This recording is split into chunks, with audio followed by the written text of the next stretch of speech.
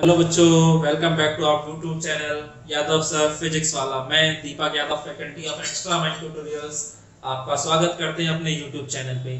सो बच्चों, I hope कि आपको हमारी लास्ट वीडियोस पसंद आई होंगी। लास्ट वीडियो में हमने लेवल 1 के न्यूमेरिकल्स किए थे। आज हम लेवल 2 के न्यूमेरिकल्स करेंगे, जो कि आपके इंजीनियरिंग और मेडिकल पॉइंट ऑफ व्यू से बहुत इंपॉर्टेंट होंगे। सो उसमें हमारा ये पहला क्वेश्चन है। आप देख सकते हैं क्वेश्चन क्या है। तो क्वेश्चन कहा जा रहा है कि 10 positively charged particles are kept fixed on X axis at points 10 centimetre, 80 centimetre, 30 centimetre, 100 centimetre तक। यानी कि हमारे पास 10 पॉजिटिवली चार्ज्ड पार्टिकल्स और वो सारे के सारे एक्स एक्सिस पे हमने फिक्स कर दिए हैं। चलिए तो फिक्स कर देते हैं। तो हमारे 10 पॉजिटिवली चार्ज्ड पार्टिकल्स हैं, ठीक है। इस तरीके से हमने फिक्स कर दिए हैं। तो कितने कितने डिस्टेंस पे है? 10 सेंटीमीटर, 10 सेंटीमीटर, 20 सेंटीमीटर, 30, 40, इस तरह से ये आपका यहाँ पे आ गया 100 सेंटीमीटर तक। यही कार्यक्रम चल रहा है। अब इसमें आगे क्या कहता है? The first particle has a charge इतना। तो जो पहला पार्टिकल है उस पे चार्ज दे रखा है 1 × 10⁻8 कूलम, और जो दूसरा पार्टिकल है उस पे जो चार्ज है वो 8 × 10⁻8 कूलम। सो 8 × 10⁻8 कूलम। और थर्ड पार्टिकल पे 27 × 10⁻8 कूलम। और इसी तरीके से चलते हुए जो 10वां पार्टिकल उस पे जो चार्ज दे रखा है वो 1000 × 10⁻8 कूलम का चार्ज है। अब क्वेश्चन क्या पूछता है कि find the magnitude of electric force acting on a 1 coulomb charge placed at the origin. तो ये आपका ओरिजिन हो गया है। तो यहाँ पे जो चार्ज रखा है वो 1 कूलम का चार्ज रखा है। आपसे पूछा जा रहा है कि इस 1 कूलम के चार्ज पर कितना इलेक्ट्रिक फोर्स लगेगा। तो बस ये छोटा सा क्वेश्चन है आपके सामने। तो इसको कैसे करना वो देखते हैं। तो आपको फोर्स अगर निकालना है इस वाले पे, तो भाई सबकी वजह से फोर्स देखो किधर लग रहा है। तो आपको पता है कि सारे के सारे पॉजिटिवली चार्ज पार्टिकल्स और ये भी पॉजिटिव है। तो ऑब्वियसली सारे के सारे पॉजिटिव इस पॉजिटिव को इधर की तरफ धकेल रहे होंगे। तो सबकी वजह से जो फोर्स लग रहा होगा वो इधर की तरफ ही लग रहा होगा। कोई दिक्कत नहीं है। तो इस पर जो टोटल फोर्स लगेगा वो इधर की तरफ लग रहा होगा। वो फोर्स निकलेगा कैसे? तो हर एक चार्ज पार्टिकल की वजह से इस चार्ज पार्टिकल पे लगने वाले फोर्स की वजह से। तो देखो, अगर मैं मान लेता हूं कि ये जो चार्ज पार्टिकल है ये Q0 है, ये आपका Q1 है, ये Q2 है, ये Q3 है और ये आपका Q10 है। तो यहाँ पर ये जो हम लिखेंगे, इसे लिखेंगे कैसे? तो K Q0 Q1 बटे में 10 सेंटीमीटर है ना। ये जो डिस्टेंस है 10 सेंटीमीटर, तो 10 सेंटीमीटर को मीटर में कन्वर्ट करेंगे तो 10 × 10⁻2 आ जाएगा।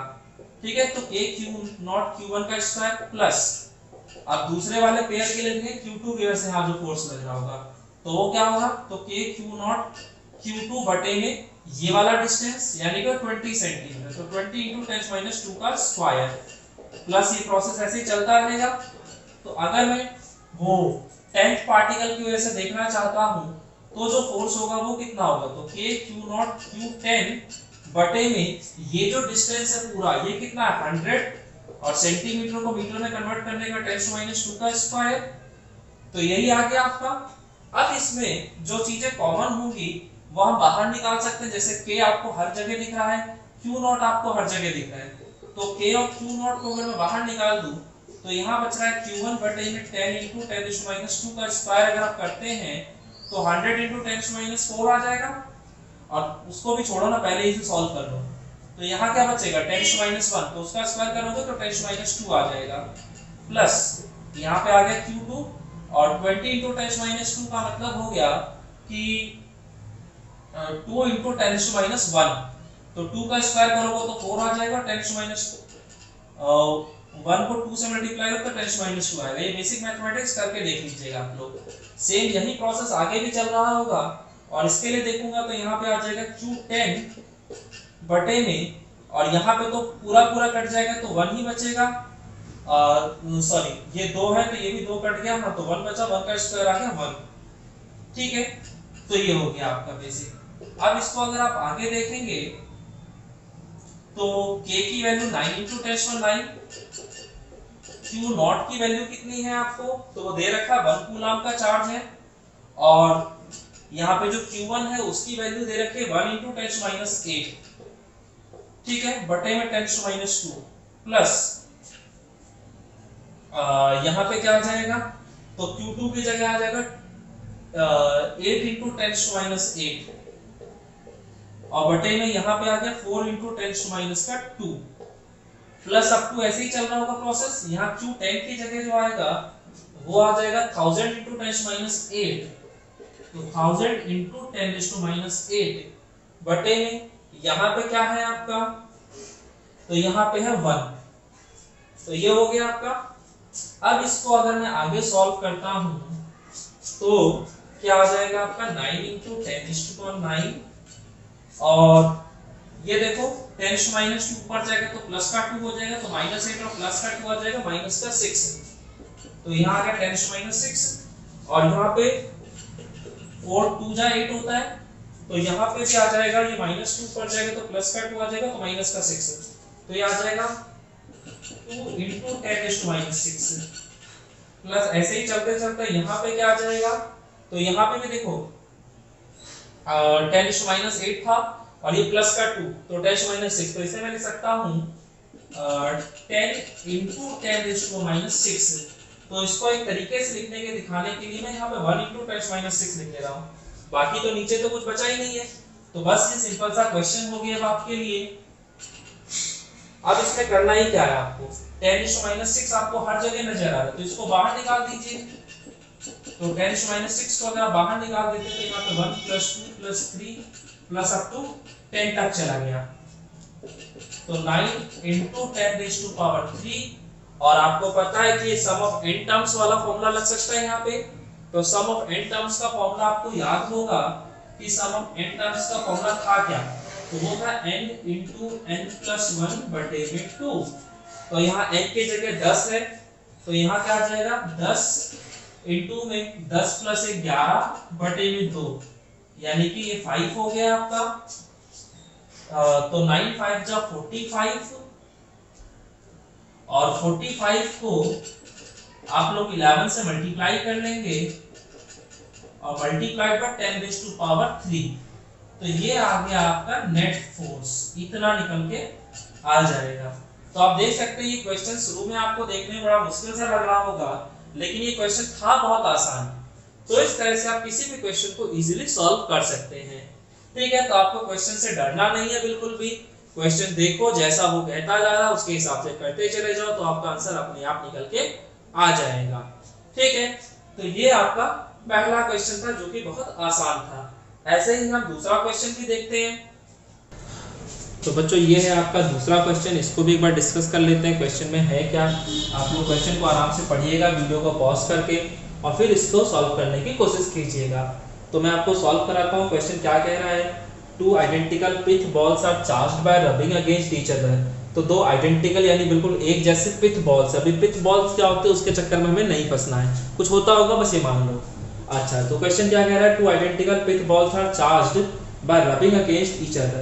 They are suspended from a horizontal rod through 2 strings of length 20 cm each. Okay. तो ये जो दोनों आइडेंटिकल पिच बॉल्स हैं ये हॉरिजॉन्टल रॉड के थ्रू सस्पेंडेड हैं, यानी हॉरिजॉन्टल रॉड से लटक रही हैं 2 स्ट्रिंग्स के सहारे, और उन स्ट्रिंग्स की लंबाई आपको 20 सेंटीमीटर दे रखी है। तो स्ट्रिंग्स की लंबाई आपको 20 सेंटीमीटर दे रखी है, और जो सेपरेशन है सस्पेंशन पॉइंट्स के बीच, सस्पेंशन पॉइंट यानी वो पॉइंट जहां से इन्हें लटकाया गया है, तो वो कितना है, तो 5 सेंटीमीटर का। चलिए, तो जैसा जैसा वो कहता जा रहा है उसके हिसाब से अपना फिगर बनाते चले जाते हैं। तो ये आपका मान लेते हैं एक रॉड है, और उस रॉड की लंबाई कितनी दे रखी थी हमें, तो अच्छा हाँ, तो रॉड की लंबाई खैर नहीं दे रखी, उसने बोल रखा है 2 सस्पेंशन पॉइंट्स के।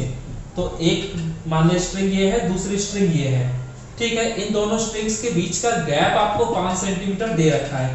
तो स्ट्रिंग्स के बीच का गैप 5 सेंटीमीटर, यानी कि रॉड की लंबाई भी आप मान लीजिए 5 सेंटीमीटर है, और जो स्ट्रिंग्स हैं उनकी लंबाई दे रखी है कितनी, तो 20 सेंटीमीटर। तो स्ट्रिंग्स की लंबाई में 20 सेंटीमीटर मान लेता हूं, तो ये लंबाई हो गई 20 सेंटीमीटर। अब उसके बाद क्या कहता है कि in equilibrium the separation between the balls is 3 centimetre. अच्छा जी, find the mass of each ball and the tension in the string. The charge on each ball has a magnitude of 2 × 10⁻8 coulomb. तो जो प्रत्येक ball है उस पे जो charge है उसका मैग्नीट्यूड दे रखा है 2 × 10⁻8 कूलम।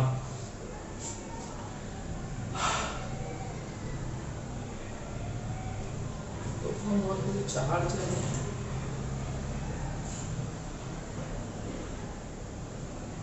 दोनों पे चार्ज से रिपल्सन होना चाहिए, रिफ्लेक्शन कहाँ से होता है?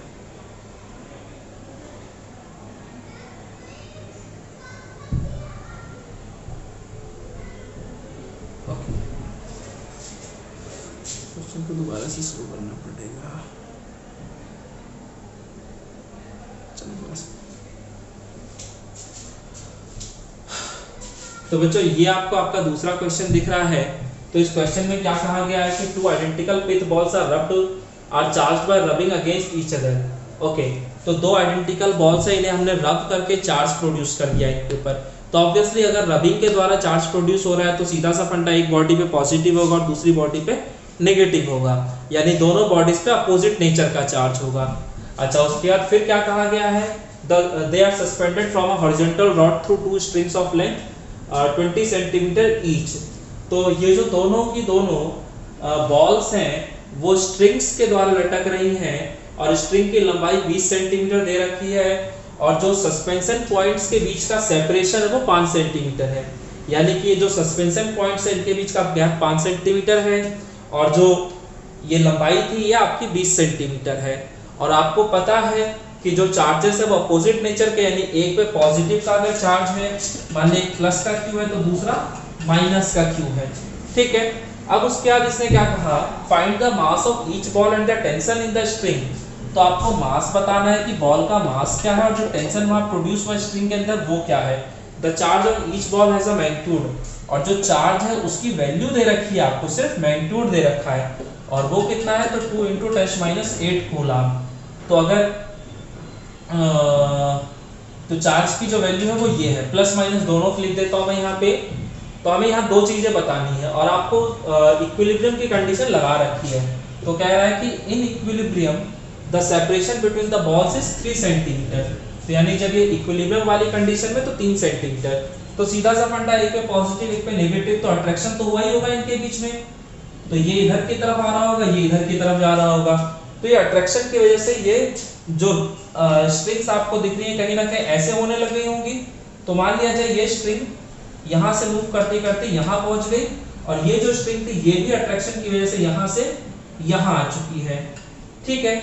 और अब कहता है कि जब ये इक्विलिब्रियम वाली कंडीशन में आ गई है तो जो इनके बीच का गैप है वो गैप कितना है? 3 सेंटीमीटर। तो सोचो टोटल था 5, ये है 3, तो इसका मतलब ये जो है ये 1 सेंटीमीटर इधर का और ये जो इधर वाला है ये भी 1 सेंटीमीटर है। तो आपसे पूछा गया मास बताइए, टेंशन बताइए और आपको चार्ज दे रखा और ये इक्विलिब्रियम वाली कंडीशन में है। तो इक्विलिब्रियम वाली कंडीशन में आपको पता है सभी फोर्सेस एक दूसरे को बैलेंस कर रहे होते हैं। तो देखते हैं यहाँ पे कैसे हो सकता है। तो जो चार्ज इनिशियली यहाँ था अब वो अट्रैक्शन की वजह से यहाँ आ चुका है, ठीक है। तो इसको मैं वैसे डॉटेड से दिखा देता हूँ जिससे कि आपको पता चल सके कि ये इसकी पुरानी पोजीशन है, ठीक है, और ये अब है नई पोजीशन, ठीक है। तो फिलहाल अभी ये जो चार्ज है वो ये यहाँ आ चुका है और ये जो नेगेटिव का चार्ज था वो यहाँ आ चुका है, ठीक है। इसको भी मैं डॉटेड से दिखा दे रहा हूँ जिससे कि आपको लगे कि ये पुरानी वाली पोजीशन है। बाकी अट्रैक्शन हो रहा था तो ऑब्वियसली इलेक्ट्रोस्टैटिक फोर्स की डायरेक्शन ये है। इस चार्ज का अगर मास है तो इसका वजन नीचे की तरफ आ रहा होगा mg, और इस रस्सी में जो टेंशन प्रोड्यूस हो रहा होगा वो इधर की तरफ हो रहा होगा t, ठीक है।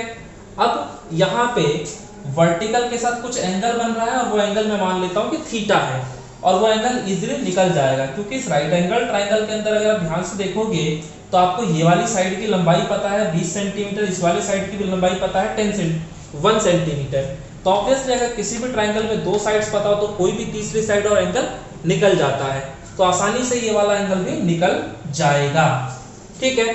इसको मैं यहाँ दोनों ही चार्जेस पे सेम कहानी हो रही होगी, मैंने एक चार्ज को कंसीडर कर लिया है और इसका फ्री बॉडी डायग्राम बना रहा हूँ। तो इसमें आपको दिख रहा है वेट नीचे की तरफ था, इलेक्ट्रोस्टैटिक फोर्स इधर की तरफ था और जो टेंशन था वो कहीं इधर की तरफ था, ठीक है। अब मुझे बताइए कि अगर ये वाला एंगल थीटा है तो ये वाला एंगल भी थीटा होगा, यानी ये जो एंगल है ये आपका थीटा हो गया। ठीक है, तो इस t को मैं दो कंपोनेंट्स में तोड़ सकता हूँ। एक कंपोनेंट ये हो जाएगा जिसे हम t cos थीटा कह देंगे, और एक कंपोनेंट ये हो जाएगा जिसे हम t sin थीटा कह देंगे।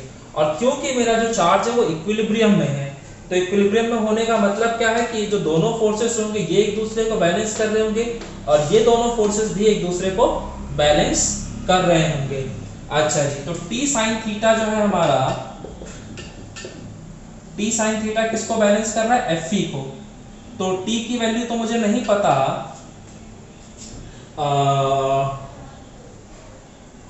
यहाँ से हम टेंशन कर सकते हैं। एक बार देखें जरा, चार्जेस हमें पता है, उनके बीच का डिस्टेंस पता है, तो हमारा फोर्स निकल जाएगा, एंगल हमें ऑलरेडी पता है। तो हाँ, टेंशन हम पहले यहाँ से निकाल लेते हैं कि टेंशन होगा क्या, उसके बाद हम आगे बढ़ेंगे।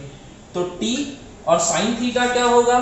तो आपको पता है कि अगर ये एक राइट एंगल ट्रायंगल है तो थीटा के सामने होता है परपेंडिकुलर, परपेंडिकुलर के सामने होता है हाइपोटेनस, और जो बच जाता है वो होता है बेस। तो sin theta is equal to perpendicular upon hypotenuse, यानी ये चीज परपेंडिकुलर अपॉन हाइपोटेनस। तो मेरे को दिक्कत क्या है कि ये वाले साइड की अभी लंबाई नहीं पता है, और मैं इसकी नेमिंग कर देता हूँ a, b और c। तो मुझे ये जो AC लंबाई है ये नहीं पता, तो पाइथागोरस थ्योरम करके मैं आराम से निकाल सकता हूँ।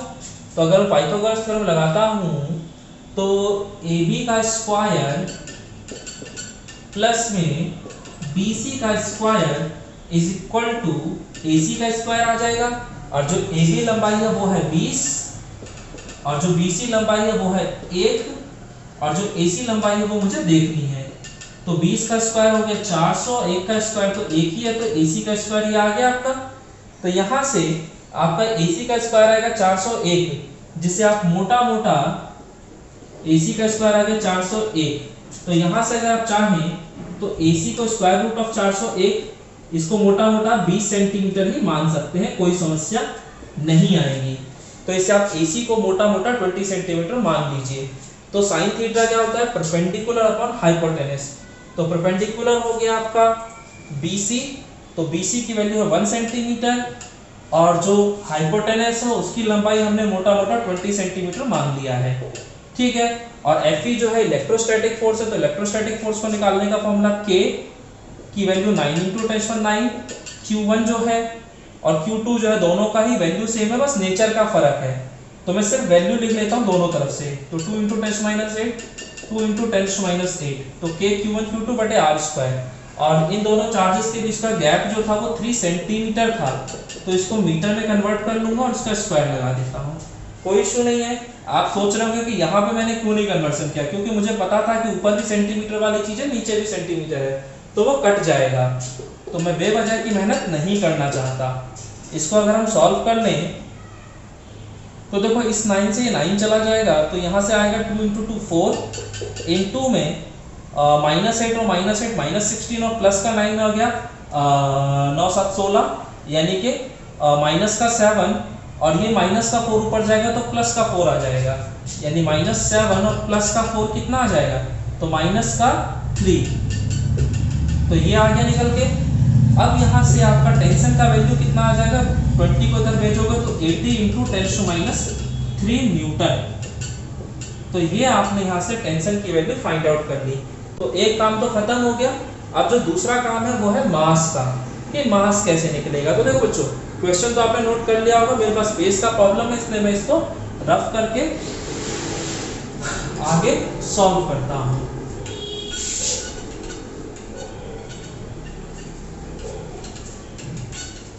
तो टेंशन निकल गया।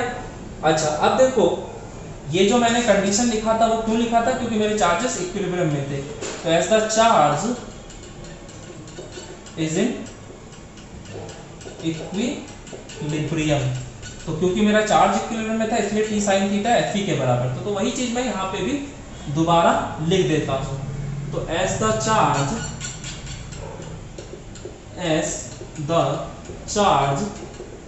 इज इन इक्विलिब्रियम, क्योंकि चार्ज इक्विलिब्रियम में है इसलिए हॉरिजॉन्टल वाले हॉरिजॉन्टल वालों को बैलेंस कर देंगे और वर्टिकल वाले वर्टिकल वालों को, यानी कि जो t sin थीटा है वो Fe को बैलेंस कर रहा होगा और t cos थीटा जो है वो mg को बैलेंस कर रहा होगा। तो अगर इन दोनों इक्वेशंस को मैं स्क्वायर करके ऐड कर दूं तो क्या आ जाएगा, तो स्क्वायरिंग एंड एडिंग कर दो, तो ऑन स्क्वायरिंग एंड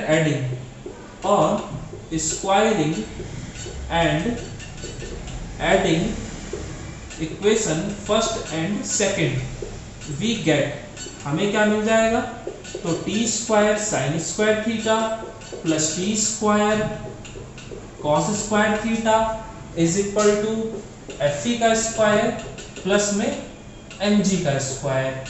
यही आ रहा है आपका। चलिए आगे बढ़ते हैं। तो यहां से टी स्क्वायर कॉमन आ जाएगा, तो अगर टी स्क्वायर कॉमन आ गया तो यहाँ बचा साइन स्क्वायर थीटा प्लस का कॉस स्क्वायर थीटा, और यहाँ आ जाएगा एफ ई का स्क्वायर प्लस में एम जी का स्क्वायर। तो sine square theta plus cos square theta 1 होता है, so T square is equal to F E का स्क्वायर प्लस में एम जी का स्क्वायर। अब मुझे बताइए, अब टेंशन की वैल्यू ऑलरेडी निकाल चुके थे, सो टेंशन की वैल्यू कितनी थी, तो 80 इंटू 10⁻³ तो इसका स्क्वायर हो गया। एफ ई जो था इलेक्ट्रोस्टैटिक फोर्स था इन दोनों चार्जेस के बीच का, तो उसकी वैल्यू क्या होगी, तो k यानी 9 इंटू 10⁻⁹ Q1 की वैल्यू हो गई आपकी। तो यहाँ जो दोनों चार्जेस हैं उनका मैग्नीट्यूड तो सेम ही है, तो 2 इंटू 10⁻8 इंटू में 2 इंटू 10⁻8, तो k Q1 Q2 बटे r स्क्वायर। तो दोनों चार्जेस के बीच का जो डिस्टेंस है वो कितना है, तो 3 सेंटीमीटर, तो 3 इंटू 10⁻² मीटर का स्क्वायर। तो ये हो गया हमारा एफ ई का स्क्वायर प्लस एम जी का स्क्वायर। तो बॉडी का मास तो मुझे नहीं पता, लेकिन जी की वैल्यू तो पता है ना कि 10 होती 9.8 है, बट कैलकुलेशन को आसान करने के लिए हम 10 मान लेते हैं। तो mg का स्क्वायर। अब आप इस इक्वेशन को देखिए, इसमें सिर्फ और सिर्फ एक ही अननोन है m, तो वो आप इस इक्वेशन को सॉल्व करके आसानी से निकाल सकते हैं, और इसी के साथ हमारा ये क्वेश्चन खत्म हो जाता है। तो मैं मान के चलूंगा कि आप लोग यहाँ से m की वैल्यू फाइंड आउट कर लेंगे आसानी से। ठीक है बच्चों, तो ये हो गया आपका दूसरा क्वेश्चन। तो आप आई होप कि आपको ये क्वेश्चन समझ में आया होगा। चलिए आगे बढ़ते हैं दूसरे क्वेश्चन की तरफ। तो बच्चों ये है आपका तीसरा क्वेश्चन। तो इस क्वेश्चन को भी एक बार देख लेते हैं। सो क्वेश्चन क्या कह रहा है, particle A having a charge of इतना। तो एक पार्टिकल ए है जिसपे इतना चार्ज है। तो पार्टिकल ए का चार्ज मुझे पता चल चुका है। सो पार्टिकल ए का जो चार्ज है वो कितना दे रखा है, तो 2 इंटू 10⁻6 कूलम, एंड मास, और जो मास है वो भी दे दिया है मुझे 100 ग्राम। तो 100 ग्राम को अगर आप किलोग्राम में कन्वर्ट करेंगे तो 100 इंटू में 10⁻³ किलोग्राम, तो ये आ जाएगा 10⁻⁻1 यानी कि 0.1 किलोग्राम। ठीक है, तो इसे मैं सीधा लिख देता हूँ 0.1 किलोग्राम। तो ये मास ऑफ ए दे रखा है। उसके बाद क्या कहता है, is placed at the bottom of the smooth inclined plane of inclination 30 degree. Okay, तो जैसा ये कह रहा है उसके हिसाब से मैं अपना फिगर बना लेता हूँ। सो फिगर ये हो गया, इंक्लिनेशन 30 डिग्री का है, और कह रहा है कि एक बॉल है जिसका मास और चार्ज आपको दोनों ही बता दिया गया है। ठीक है, और वो इस इंक्लाइंड प्लेन के बॉटम पे कहीं रखा हुआ है। अब कहता है कि where should another particle be having same charge and mass be placed on the inclined plane so that it remain in equilibrium। तो मैं एक चार्ज B को कहाँ पे रखूं जिससे कि ये चार्ज जो है ये इक्विलिब्रियम में आ जाए, यानी कि ये नीचे की तरफ मूव ना करे। ठीक है, सीधा सा फंडा है। तो आपको क्वेश्चन में दे दिया गया है कि B का भी चार्ज उतना ही है जितना A का है, यानी A और B दोनों का चार्ज बराबर है, और जो मास है वो भी दोनों का बराबर ही है। ये चीज ऑलरेडी आपको क्वेश्चन में दे दी गई है। अब बस पूछ ये रहा है कि इसको मैं रखूं कहां पे इंक्लाइंड प्लेन पे जिससे कि ये वाला चार्ज इक्विलिब्रियम में आ जाए। तो मैंने मान लिया कि ये जो डिस्टेंस है ये कितना है, तो सपोज दैट ये डिस्टेंस x है दोनों ही चार्जेस के बीच में। तो पहली चीज तो ये है कि दोनों ही चार्जेस का नेचर सेम है, और नेचर सेम होने की वजह से लगता है रिपल्सिव फोर्स। तो फोर्स दोनों पे लग रहा होगा, लेकिन इक्विलिब्रियम इसका बोल रहा है मुझसे, मतलब पोजीशनिंग इससे पूछ रहा है, तो इसलिए मैं इसी पे देखूंगा। तो इस पे जो फोर्स लगेगा ऑब्वियसली वो इन दोनों चार्जेस को ज्वाइन करने वाली लाइन के अलोंग ही लगेगा। तो ये फोर्स हो गया B पर A की वजह से, कोई दिक्कत तो नहीं है। तो ये हो गया इलेक्ट्रोस्टैटिक फोर्स, और बाकी इसका जो वेट है वो नीचे की तरफ एक्ट कर रहा होगा mg, और क्योंकि ये स्मूथ इंक्लाइंड प्लेन है इसलिए फ्रिक्शनल फोर्स का कोई खेल नहीं होगा, और मुझे नहीं लगता कि इसके अलावा यहाँ पे कोई फोर्स लग रहा होगा, क्योंकि तीन ही फोर्स होते हैं, एक आपका इसके चार्ज की वजह से इलेक्ट्रोस्टैटिक फोर्स, दूसरा इसके वेट की वजह से, सॉरी इसके मास की वजह से इसका वेट, और तीसरा यहाँ पे फ्रिक्शन की वजह से होता, लेकिन फ्रिक्शन का तो यहाँ पे खेल ही नहीं है। तो चलिए अच्छी बात है, इसका हम लोग एक बार फ्री बॉडी डायग्राम बना लेते हैं जिससे कि हम क्वेश्चन को आसानी से सॉल्व कर सकें। तो वेट आपका नीचे की तरफ है mg, ये आपका फोर्स हो गया FBA, और एंगल जो है यहाँ पे वो कितने का बन रहा है, तो आपको पता है कि अगर ये एंगल 30 डिग्री का है तो ये भी 30 डिग्री का ही होगा, तो ये एंगल आपका 30 डिग्री का आ गया, कोई इश्यू नहीं है। अच्छा, अब यहाँ पर मेरे पास दो प्लेन्स थे, एक आपका ये हॉरिजॉन्टल वाला और एक ये आपका इंक्लाइंड वाला।